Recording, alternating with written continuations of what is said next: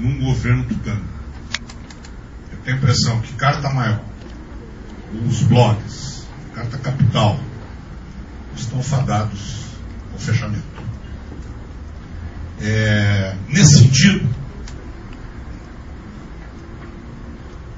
eu divido a questão da conferência, e vou defender isso na conferência, em duas partes. Eu acho que existem temas fundamentais, como o companheiro lá que levantou, a questão da propriedade concentrada, propriedade cruzada, monopólio dos recursos, não é? Que é um tema para uma discussão de longo prazo.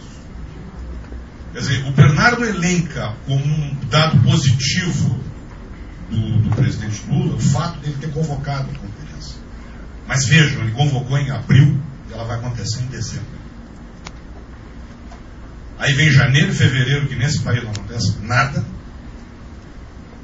Entramos em março e a campanha já vai estar deflagrada. E o país envolvido nessa discussão toda. Então me parece que ela foi tardia. Eu tenho muito receio que em virtude disso, todas as possibilidades que nós teríamos de fazer discussões e avançar, elas estarão prejudicadas por esse tempo. Mas também porque o setor empresarial, a parte mais importante, vamos dizer assim, o capital, o grosso do capital do setor empresarial das comunicações se afastaram da conferência. A Globo não está na conferência, vamos dizer assim. Tá? E o que ela espera que aconteça? Ela espera que as propostas sejam apresentadas e ela por fora vai bombardear. E vai fazer isso que o Vinícius disse. Vai delimitar o campo do debate e nós vamos ficar engolidos numa discussão que é necessária, que precisa ser feita, que é essa questão que ele levantou. Tá? Que é essa questão que ele levantou. Mas isso pode nos levar para um gueto e nós ficarmos ali encurralados sem uma alternativa. Tá? Enquanto que, na minha visão de empresário, não na minha visão de militante político, mas na minha visão de empresário, o importante seria meter a mão no bolso deles. Para fortalecer o campo da mídia popular e progressista, não é? Para dar emprego para os estudantes de comunicação, que nesse país é um número absurdo, e hoje não tem onde trabalhar. Tá? E nós estaríamos com isso fortalecendo o próprio debate. Porque se nós tivermos várias empresas, várias pequenas empresas, várias pequenas iniciativas individuais, coletivas, seja de que natureza for, com recursos para poder fazer um trabalho adequado, tá? Eu tenho a impressão que o debate principal ele começa a tomar corpo. Este debate, que só começa no 7º ano do governo Lula, ele talvez, se a Dilma for eleita, a gente possa fazê-lo nos próximos 8 anos e aí sim chegar a alguma conclusão. Obrigado, Padre Ares. Não tem mais ninguém inscrito. Posso voltar para a mesa?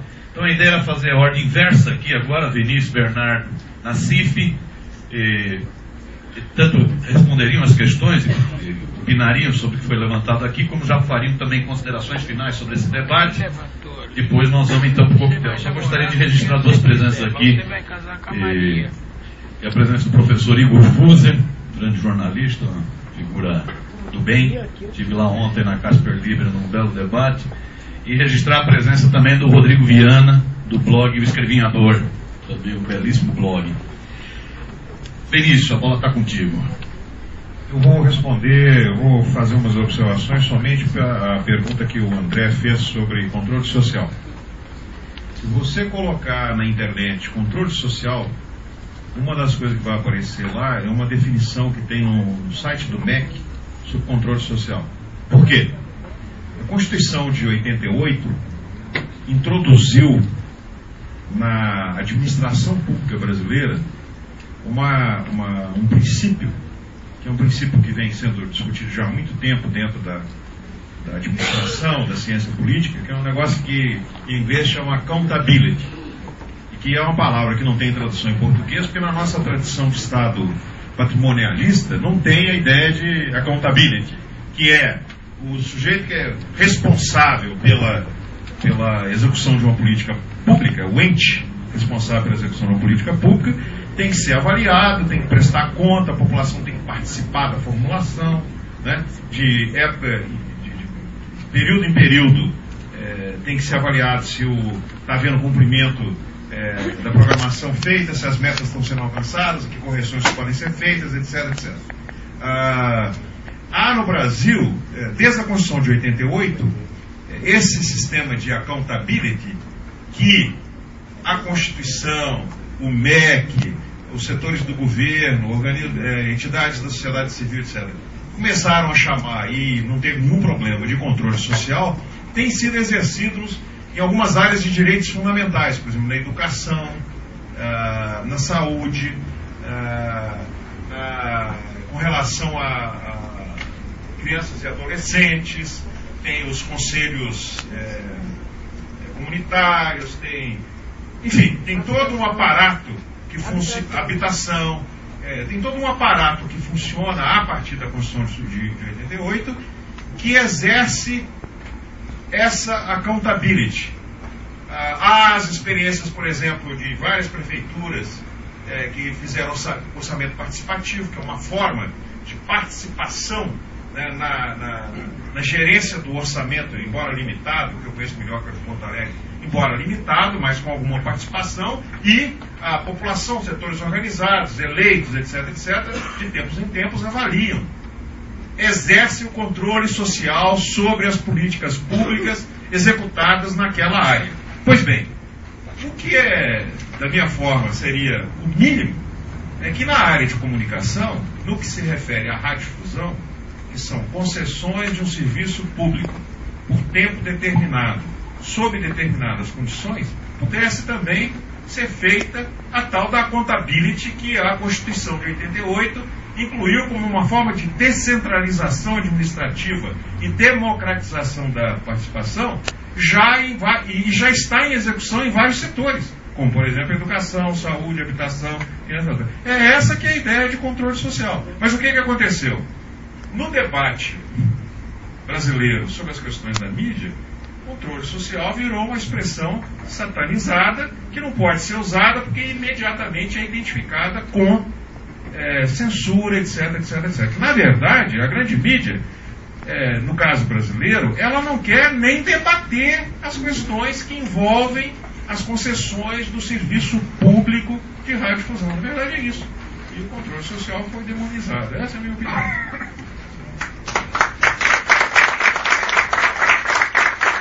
Passa então para o Bernardo. Bom, eu levantei essas críticas, essas expressões, controle social e democratização da mídia, porque, primeiro, eu acho que elas refletem, na minha opinião, uma visão defeituosa do problema, na origem, uma fuga do verdadeiro problema, e é o problema da nossa própria incapacidade de criar comunicação, querer ser igual o outro, ela reflete um pouco isso. Então foi por isso que eu levantei. Agora, é